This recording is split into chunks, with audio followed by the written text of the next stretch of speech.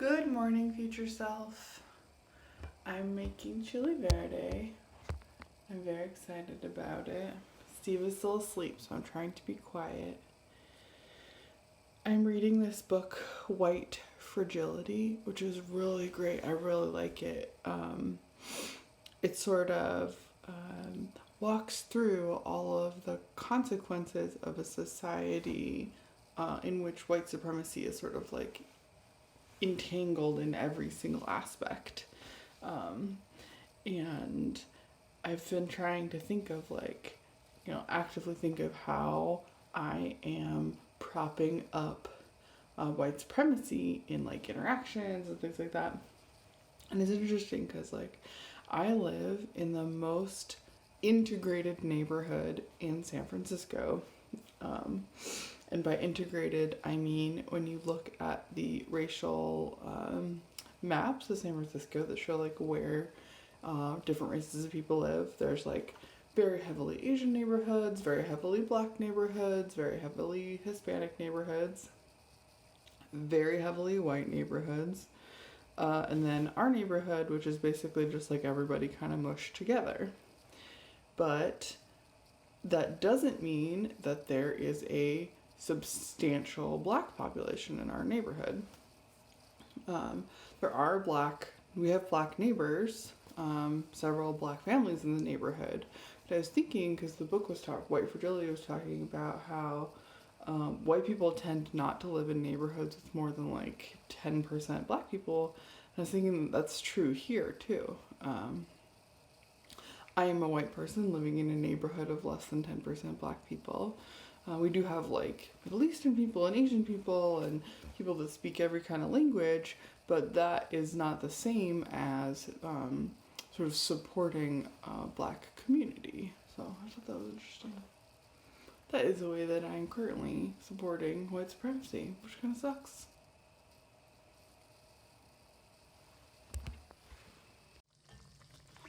Green chilies are done. The laundry's done. We're most of the way done. I packaged up the wreath to send to my sister. There are Keathums. Leia apparently has an infection. She has to go to the vet, or actually the vet has to come here. It's just a chore day. Not very exciting. This is so good, y'all.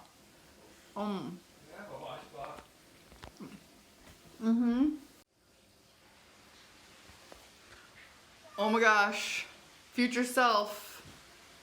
This is so good. It's tomatillo and poblano, jalapeno, all sort of blended and then cooked with a pork shoulder or pork butt, one of those, for a picnic roast. What? I just got green chili on myself.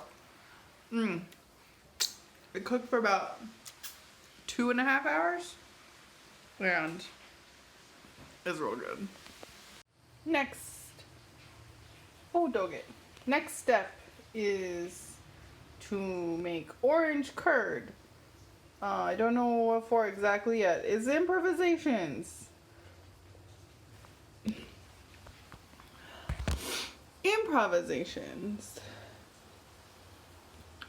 What was the topic I was talking about earlier? Oh, right. My racism.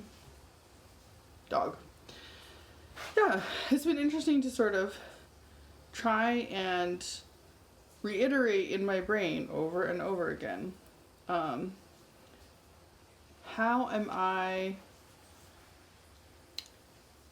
is my racism manifesting?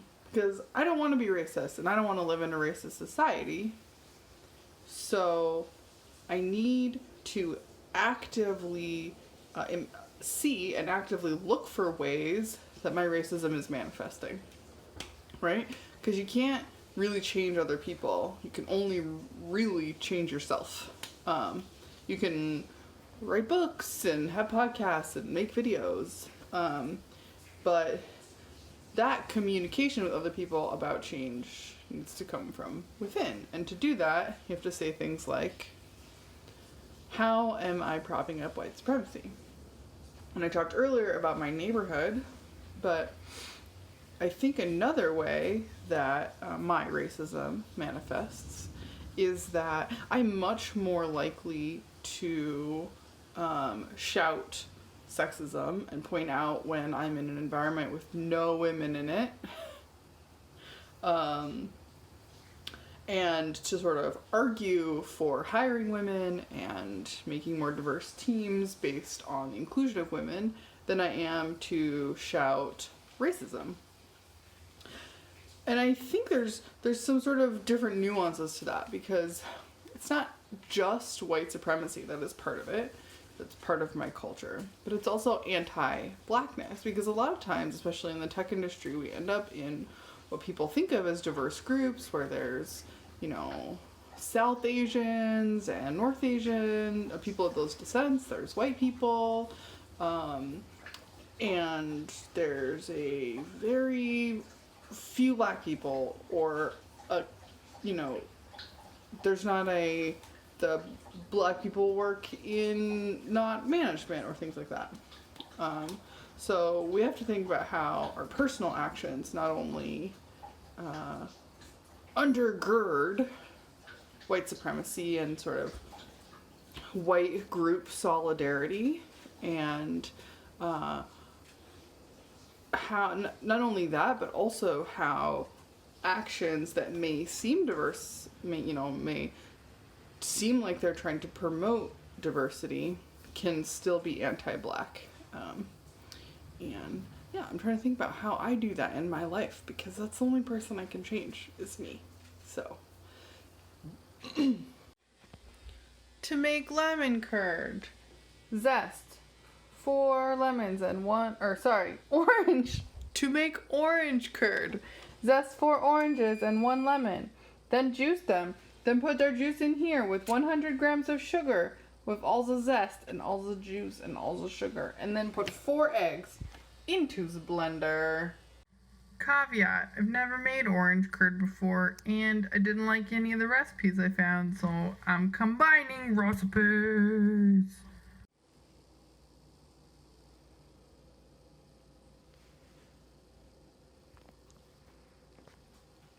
There was a brief interruption in the orange curd making process for Steve to super double extra make my head shaved. Usually we use like a buzzer, but he actually like shaved it to the skin, and I'm thinking it's the best thing ever in the whole universe. Yeah? Yeah.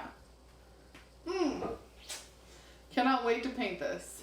The steps you missed, future self, were simmer the orange curd mixture and bloom, meaning soak for like a minute or two, 1 sheet of sheet gelatin. Put it in the blender. Now we're going to blend it all up, and it's going to be real delicious.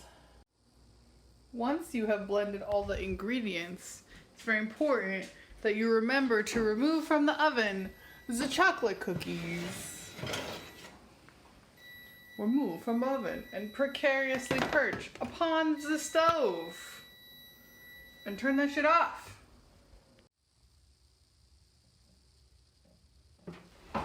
For the lemon curd, why do I keep saying that? Orange curd crust. I combined cornflakes, graham crackers, ground flaxseed, butter, sugar, and milk powder and salt, and crunched it all up into sort of crunchy flakes or meal. I don't know. I crunched it up, poured some butter in there, mixed it, and now it's toasting in the oven. And then I will squeeze that into a pie dough and then put the curd on it and put it in the fridge. But in the meantime, while we wait for such things to be cooking, we gotta take advantage of this amazing head and give it some paints. Super time lapse.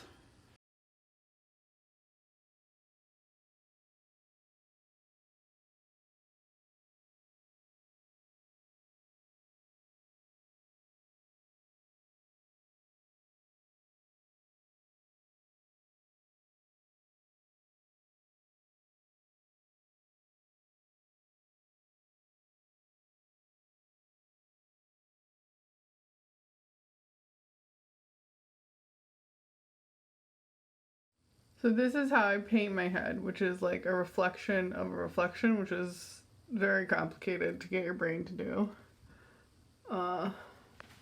This is where the back of my head is being reflected into this mirror. So a lot of times I have to think with the brush, like, instead of left, right, up, down, or I use up, down, but it's more like towards the front of my head or towards the back of my head, towards the top of my head, towards the bottom of my head.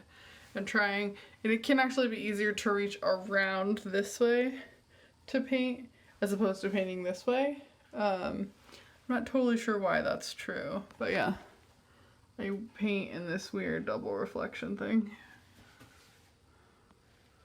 But it looks real cute. Has so many colors. Oh man, I love doing this makeup. I love the way it comes out. Let me see if I can do the roundabout.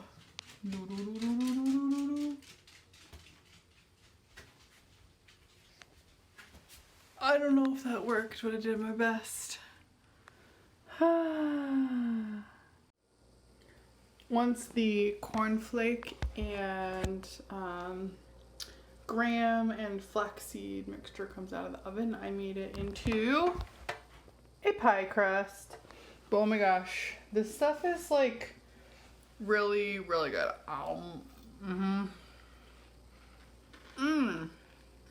The milk powder. But I have made it without flax before. I think the flax makes the flavor way nuttier. And flax meal is just like, you keep it in the fridge. It's so easy, you don't have to like toast nuts or anything. So good. And then we pour the orange curd into the pie.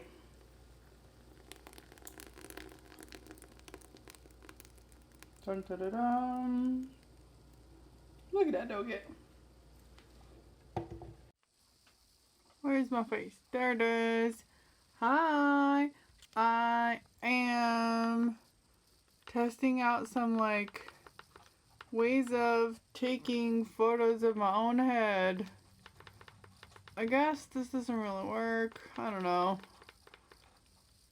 It's an experiment.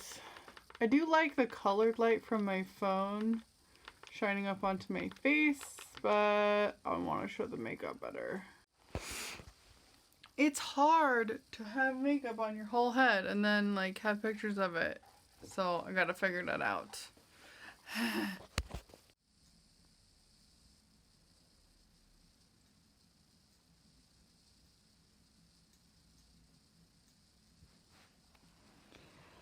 I'm just weaving and watching my old Yule log video made last year at an artist residency, my first ever artist residency.